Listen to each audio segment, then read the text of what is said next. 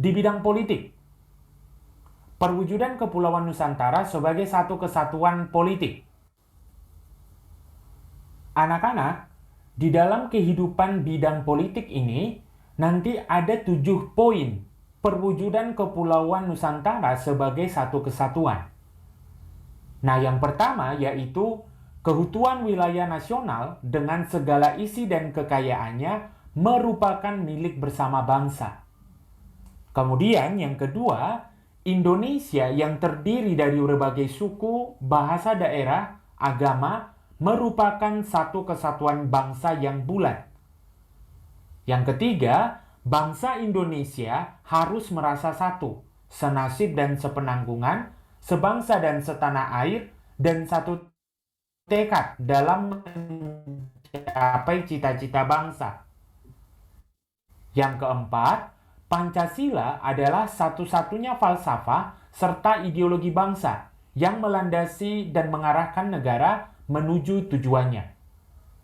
Yang kelima, kehidupan politik di seluruh wilayah Nusantara diselenggarakan berdasarkan Pancasila dan UUD NRI tahun 1945. Kemudian yang keenam, seluruh Kepulauan Nusantara merupakan kesatuan hukum, dalam arti bahwa hanya ada satu hukum dalam kepentingan nasional. Dan poin yang terakhir dalam bidang politik yaitu bangsa Indonesia hidup berdampingan dengan bangsa lain serta ikut menciptakan ketertiban dunia melalui politik luar negeri bebas dan aktif. Nah, itulah 7 poin yang berkaitan dengan perwujudan Kepulauan Nusantara sebagai satu kesatuan politik. Ya, jadi saya rasa ketujuh poin ini sangat menggambarkan bagaimana persatuan dan kesatuan dalam bidang politik di negara kita. Mulai dari kekayaan alam yang menjadi milik bersama, kemudian berbagai unsur yang terdapat di negara kita itu menjadi satu kesatuan yang bulat. Kemudian yang ketiga, bahwa bangsa Indonesia itu merasa senasib dan sepenanggungan dalam mencapai cita-cita bangsa. Kemudian yang keempat, Pancasila merupakan satu-satunya ideologi bangsa dalam mengarahkan negara untuk mencapai tujuannya. Kemudian yang kelima, kehidupan politik itu dilakukan berdasarkan dasar negara tadi dan juga konstitusi kita, yaitu UUD NRI tahun 1945. Kemudian yang keenam, seluruh Kepulauan Nusantara tadi katanya adalah satu kesatuan hukum. Dalam arti hanya ada satu hukum dalam kepentingan nasional. Dan yang terakhir, Indonesia yaitu adalah negara yang selalu berdampingan dan ikut dalam ketertiban dunia melalui politik luar negeri yang dikatakan bebas aktif. Saya rasa mengenai politik luar negeri itu kalian sudah pahami di materi sebelum-sebelumnya atau materi bab 4 tepatnya ya. Kemudian anak-anak, kita masuk dalam bidang kehidupan ekonomi. Nah, di sini ada 3 perwujudan Kepulauan Nusantara sebagai satu kesatuan ekonomi. Yang pertama, kekayaan wilayah Nusantara adalah modal dan milik bersama, serta keperluan hidup sehari-hari harus tersedia merata. Kemudian poin yang kedua, perkembangan ekonomi harus serasi dan seimbang di seluruh daerah tanpa meninggalkan ciri khas masing-masing daerah. Kemudian poin yang ketiga, kehidupan perekonomian merupakan satu kesatuan ekonomi sebagai usaha bersama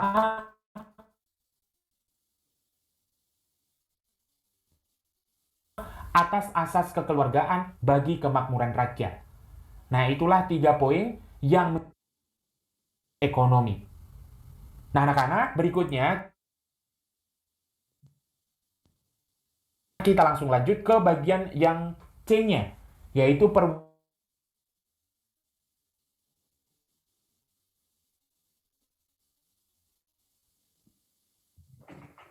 perwujudan Kepulauan Nusantara. Yang pertama adalah masyarakat Indonesia adalah satu.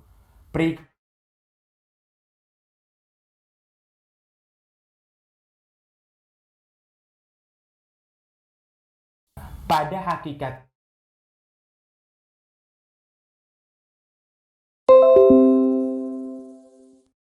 dalam pengembangannya. Nah, itu adalah dua hal yang perlu kita pahami dalam perwujudan Kepulauan Nusantara sebagai satu kesatuan sosial budaya. Jadi kita melihat dalam sisi masyarakatnya, ya, di mana di dalam penerapannya itu dikatakan bahwa masyarakat Indonesia itu sangat menjunjung tinggi yang namanya kemerataan atau keselarasan kehidupan. Sehingga dikatakan tadi bahwa hakikatnya masyarakat Indonesia itu adalah satu. Beragam sosial ataupun budaya yang terdapat di dalamnya itu hanya merupakan kekayaan, bukan sebagai pembeda antara satu unsur dengan unsur yang lain. Sehingga pada akhirnya yang namanya persatuan dan kesatuan itu dapat terwujud dengan sendirinya. Nah, kemudian anak-anak, bidang kehidupan yang terakhir dalam konsep kesatuan yaitu perwujudan Kepulauan Nusantara sebagai satu kesatuan pertahanan dan keamanan. Nah, sekarang kita bicara di bidang hankam. Nah, dalam hal ini anak-anak ada 2 poin juga yang akan kita ketahui dalam hal perwujudan Kepulauan Nusantara sebagai satu kesatuan. Yang pertama, ancaman terhadap satu daerah pada hakikatnya merupakan ancaman bagi seluruh bangsa dan negara. Artinya di sini anak-anak kita merasa memiliki setiap daerah yang ada di Indonesia. Jadi kalau misalnya ada daerah yang satu terancam oleh hal lain atau bahkan serangan dari negara lain, maka kita merasa bahwa itu adalah bagian dari diri kita. Sehingga kita secara langsung atau otomatis ikut dalam membela ataupun mempertahankan bahkan melawan yang berusaha untuk menyerangnya. Kemudian poin yang kedua, tiap-tiap warga negara mempunyai hak dan kewajiban yang sama dalam bela negara. Nah, ini merupakan satu penekanan yang sangat perlu kita pahami. Artinya, kita sebagai warga negara itu mempunyai hak dan kewajiban yang sama dalam bela negara. Jadi maksudnya di sini anak-anak bukan berarti dalam hal bela negara itu hanya kepentingan oleh para militer begitu ya, atau kepolisian, atau orang-orang yang bergerak di bidang angkatan. Bukan begitu, nah. Di sini kita sangat ditekankan bahwa kita masing-masing itu mempunyai hak dan kewajiban yang sama dalam bela negara. Perlu saya sampaikan, upaya bela negara yang dapat kita lakukan untuk hal ini bukan berarti kita langsung otomatis harus ikut dalam bidang militer, bukan begitu, nah. Nah, hal yang paling simpel atau paling sederhana bisa kita lakukan dalam upaya bela negara yaitu kita melakukan bagiannya kita di dalam kehidupan negara kita ini dengan semaksimal mungkin. Misalnya, kamu sebagai peserta didik, maka kamu harus menjalankan kewajiban kamu sebagai peserta didik dengan benar. Saya sebagai pendidik, maka saya juga berusaha untuk melakukan yang terbaik dalam bidang saya sebagai pendidik. Demikian juga dengan profesi-profesi yang lain. Nah, kemudian kalau misalnya ada yang tertarik untuk ikut terjun langsung dalam bidang militer, ya itu juga merupakan bagian dari upaya bela negara yang dimaksud. Nah, jadi anak-anak, dapat disimpulkan berdasarkan uraian konsep kesatuan negara Kepulauan Indonesia, tidak hanya dipersatukan dari aspek kewilayahannya saja, tetapi meliputi pula aspek sosial, yaitu yang terdiri dari aspek Ipolexos Puthankam tadi.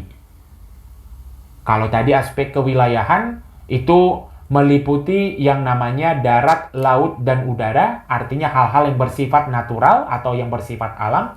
Sedangkan kalau dia aspek sosial, itu berkaitan dengan bidang kehidupan sehari-hari, yaitu tadi aspek Ipolexos Puthankam.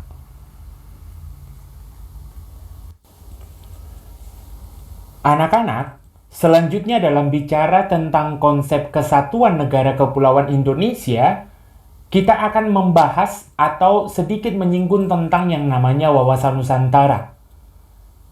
Karena bicara tentang Kepulauan Indonesia, maka betul bahwa yang namanya wawasan Nusantara itu pasti tidak bisa kita kesampingkan.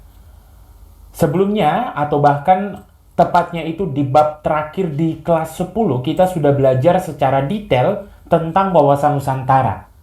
Nah, di sini saya hanya bersifat mengulangi saja atau hanya bersifat sekilas saja bahwa wawasan Nusantara merupakan suatu politik kewilayahan bangsa Indonesia.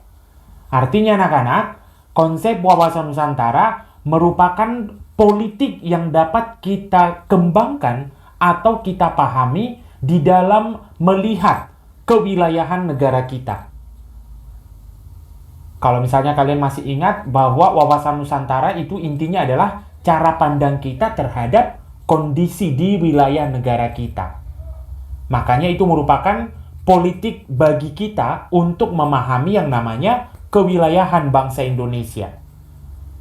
Nah, kemudian anak-anak, dalam bicara wawasan Nusantara, nanti intinya itu memiliki dua sifat.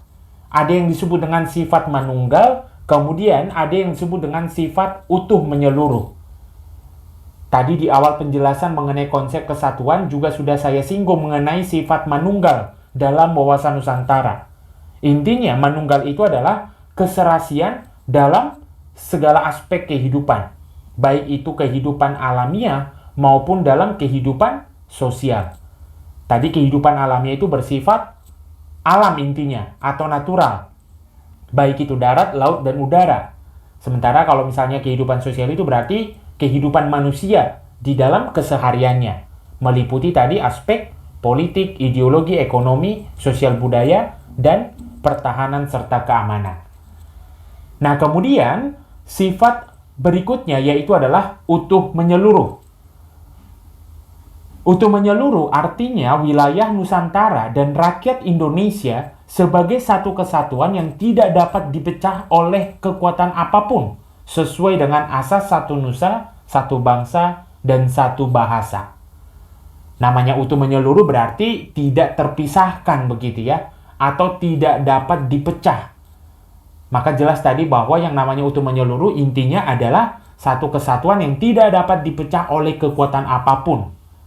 Karena kita sudah memiliki yang namanya asas satu nusa, satu bangsa, dan satu bahasa.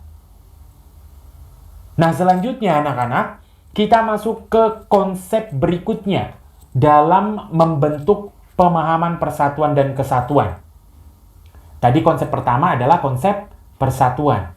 Kemudian konsep yang kedua yaitu konsep bangsa.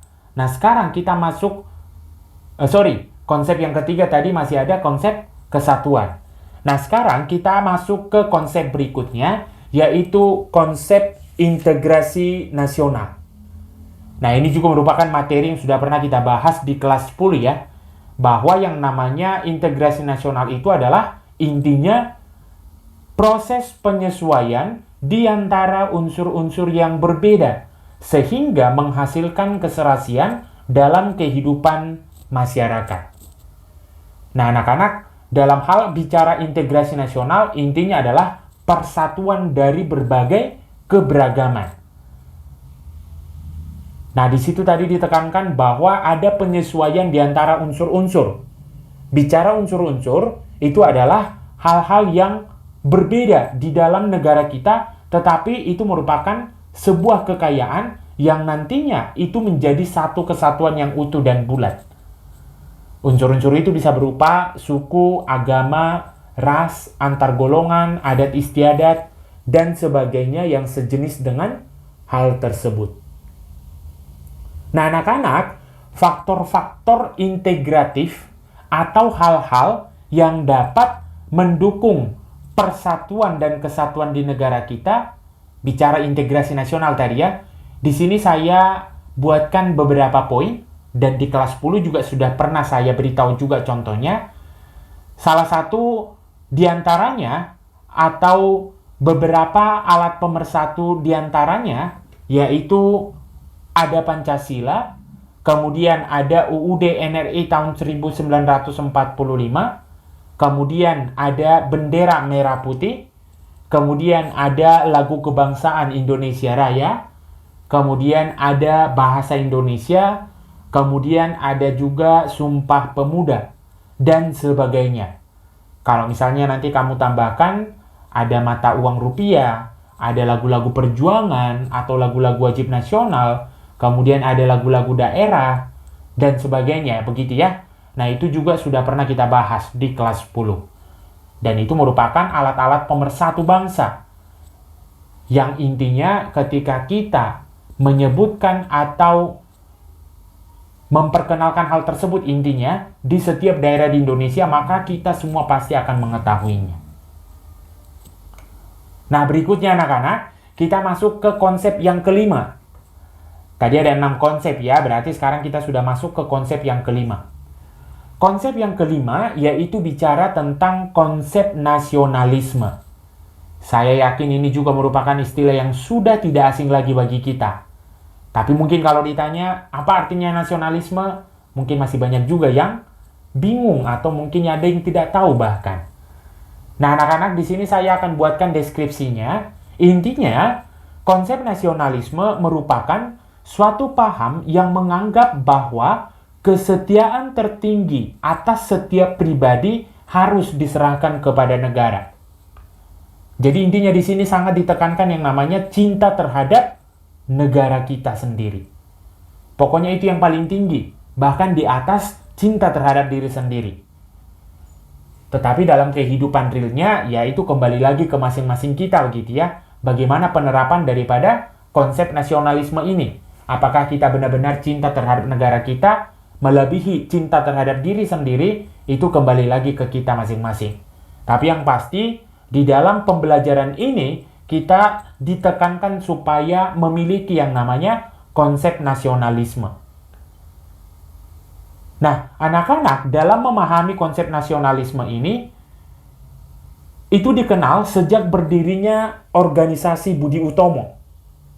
Kalau misalnya ada yang tidak tahu bahwa organisasi Budi Utomo itu lahir pada tanggal 20 Mei tahun 1908.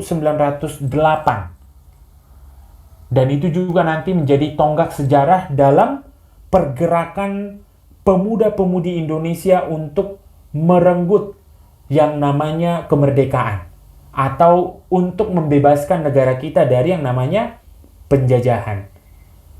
Nah, anak-anak, berdirinya Budi Utomo itu merupakan awal dari kebangkitan nasional dan merupakan awal dari kesadaran nasional. Makanya tanggal berdirinya Budi Utomo atau organisasi Budi Utomo itu merupakan sebagai peringatan Hari Kebangkitan Nasional. Betul ya, tanggal 20 Mei setiap tahunnya kita peringati sebagai Hari Kebangkitan Nasional atau disingkat Harkitnas. Nah, itu adalah pemahaman konsep yang kelima dalam persatuan dan kesatuan, yaitu nasionalisme. Nah, sedangkan konsep yang terakhir anak-anak, yaitu konsep yang keenam, yaitu adalah patriotisme. Ini juga merupakan istilah yang sudah tidak asing bagi kita, tapi mungkin masih ada yang belum paham apa itu patriotisme. Nah, anak-anak, kalau misalnya bicara patriotisme, ini merupakan tindak lanjut dari nasionalisme. Kalau tadi nasionalisme itu kita punya pemikiran dan juga punya perasaan cinta terhadap negara kita, sedangkan patriotisme itu adalah tindak lanjut berikutnya, di mana kita melakukan sesuatu untuk mewujudkan kecintaan kita terhadap negara kita. Ya, artinya anak-anak, patriotisme itu adalah sebagai wujud konkret yang dapat kita lakukan dari pemahaman konsep nasionalisme. Paham maksud saya, nak ya? Jadi tadi kalau nasionalisme itu kan hanya bersifat pemikiran atau pemahaman bahwa kita cinta terhadap negara kita. Nah, sedangkan patriotisme itu adalah wujud konkret yang dapat kita lakukan dari pemahaman terhadap nasionalisme tadi. Nah, hal-hal yang menjadi ciri-ciri patriotisme itu ada beberapa poin. Yang pertama nanti cinta tanah air. Intinya kita harus cinta tanah air dalam mewujudkan yang namanya patriotisme. Kemudian yang kedua adalah rela berkorban untuk kepentingan bangsa dan negara. Kemudian yang ketiga, menempatkan persatuan dan kesatuan serta keselamatan bangsa dan negara di atas kepentingan pribadi. Jadi kita benar-benar mengutamakan yang namanya kepentingan bangsa dan negara. Kemudian yang berikutnya, memiliki sifat atau jiwa pembaharu. Dan yang terakhir, yaitu memiliki sifat atau ciri tidak kenal menyerah. Nah, anak-anak, itulah keseluruhan dari materi indikator yang pertama atau indikator A. Yang mana tadi dalam indikator A, kita bicara tentang makna persatuan dan kesatuan bangsa. Di mana dalam memahami makna persatuan dan kesatuan bangsa, tadi ada 6 konsep yang membentuknya. Mulai dari konsep persatuan, kesatuan, bangsa, integrasi nasional, nasionalisme, patriotisme. Dan semua pemahaman serta penjelasannya tadi kita sudah lihat bersama.